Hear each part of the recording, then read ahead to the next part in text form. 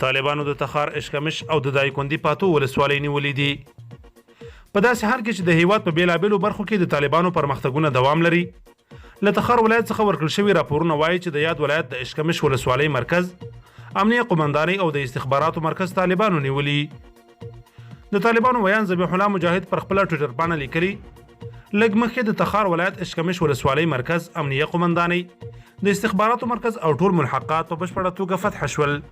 بل لور ته له دایکندي ولایت څخه راپورونه وایي چې طالبانو د پاتو ولسوالۍ مرکز امنیه قومندانۍ او ټول ملحقات په بشپړه توګه تر خپل تسلط لاندې راوستي دي.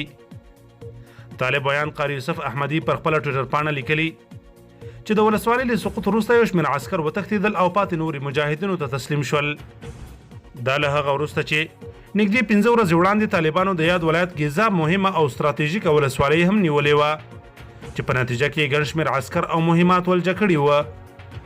طالبانو له تېرې یوې میاشتې راهیسې د افغانستان په مختلفو ولایاتو کې د مهمو نظامي مراکزو او پوستو په ګډون نږدې 10 ولسوالۍ نیولي او سلګونه عسکر ورته تسلیم شوي دي.